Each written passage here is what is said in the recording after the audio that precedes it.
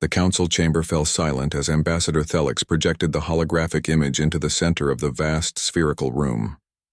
73 species representing the Galactic Coalition had gathered for this emergency session, and every eye, whether compound, thermal, or electromagnetic, fixed upon the rotating display. "This," Thelix announced, his vocal sacs trembling, "is what the humans call a warship." At first glance it seemed unremarkable. The vessel was roughly cylindrical, approximately 2 kilometers long, with none of the elegant curves that characterized Valorian cruisers or the crystalline beauty of Zephon battle stations. It was, by all aesthetic standards of the known galaxy, rather plain. Commander Vexthar of the Korthian Armada leaned forward, his mandibles clicking in what might have been amusement. "This is what concerns you, Ambassador? It appears to be a cargo freighter with delusions of grandeur." Several species chittered or hummed their agreement. The humans had only joined the galactic community 3 cycles ago, and their technology was considered adequate, but unimpressive. They had faster-than-light capability, basic energy shields, and kinetic weaponry. Nothing the galaxy hadn't seen 1,000 times before. "I thought the same," Thelix replied quietly, "until I saw what it could do." He activated the second projection. This one showed tactical data from the recent border skirmish near the Helix Nebula, where a human patrol vessel had encountered 6 Ravager raiders, the same pirates who had terrorized the Outer Rim for decades. The recording began. The human ship, designation UHSV Indomitable, hung in space as the 6 Ravager vessels surrounded it, weapons charged and ready. By all tactical assessments, the humans were outgunned and outmaneuvered. Then the human ship moved. It didn't turn or rotate like conventional vessels. Instead, dozens of smaller craft, barely visible in the recording, deployed from concealed bays along its hull. They moved with precision that made even the Valorian military attaché's wings flutter in surprise. "Fighter craft," someone whispered. "They carry fighter craft inside their warships." But that wasn't what stopped the assembly cold. The Indomitable fired. Not energy beams or plasma bolts, but solid projectiles, thousands of them, accelerated to significant fractions of light speed. The humans called them railgun rounds. Within seconds, 2 Ravager ships simply ceased to exist, torn apart by the kinetic bombardment. The remaining 4 Ravagers attempted to flee, but the human fighters were already among them.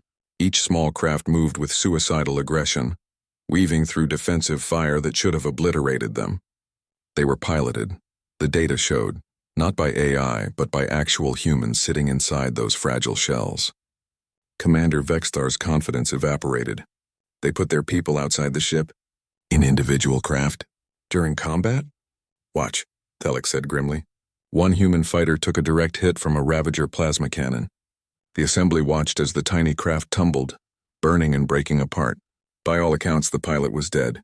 Then something extraordinary happened. The remaining human fighters didn't retreat or falter. Instead, they attacked with increased ferocity, as if the death of their comrade had ignited something primal within them. Within minutes, all 6 Ravager vessels were destroyed or disabled. The hologram shifted again, this time showing a closer view of the Indomitable's hull. What had seemed like simple armor plating was revealed to be something far more disturbing. Scarred, pitted, repaired dozens, perhaps hundreds of times. "This ship," Thelix continued, his voice barely above a whisper, "is 73 years old by their calendar. It has been in continuous service through what the humans call the Unification Wars, the Mars Rebellion, and something they refer to as World War III. He paused, letting that sink in. They have been fighting each other for their entire history, fighting themselves, their literature, their art, their culture. It is saturated with warfare. They have a saying, si vis pacem para bellum. If you want peace, prepare for war. The High Chancellor of the Zephon Collective, a being of pure thought inhabiting a crystalline matrix, pulsed with concern. Ambassador, you requested this emergency session not to inform us of human military capability, but to warn us of something else. What is it? Thelix activated the final projection. It showed a human, a female according to the data, standing on the bridge of the Indomitable. She was addressing her crew after the battle. The translation matrix rendered her words into standard galactic common. Good work today. 6 hostiles neutralized, minimal friendly casualties. Lieutenant Chen gave his life protecting innocents he never met, of a species he'd never heard of until last week. That's who we are. That's what we do. Tomorrow we patrol Sector 7 Alpha. There are colonies there that don't have anyone else watching over them. So we will, because if we don't, who will? The recording ended. The council chamber remained silent for a full minute, an eternity in diplomatic terms. Finally, the High Chancellor spoke. They fight for strangers. Yes, Thales confirmed. But there's more. I accessed their historical databases. Do you know what they did when they first achieved faster-than-light travel? Most species explore, establish colonies, secure resources. He paused, his vocal sacs inflating with something between fear and awe. The humans sent out their warships first. Not to conquer, to patrol. To protect, before they even knew if there was anyone out there to protect. They have a concept they call the thin blue line, standing between chaos and civilization even when no one else will. Commander Vexthar slumped in his seat. We've been counting their weapons, measuring their shields, analyzing their tactics. We've been asking the wrong question. What should we have been asking? Someone inquired. The commander's mandibles clicked slowly. Not can we defeat the humans, but rather, do we really want to be the ones they decide need defeating? The hologram of the Indomitable continued rotating slowly in the center of the chamber, scarred, battle-worn, and somehow beautiful in its defiance.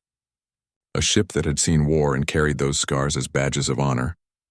A ship crewed by beings who threw themselves into danger not for conquest or glory, but because someone needed to. The Galactic Coalition had encountered humanity's warships, and for the first time in 10,000 years of spacefaring civilization, they understood what it truly meant to be a warrior species, not because humans loved war, but because they were willing to wage it so that others wouldn't have to.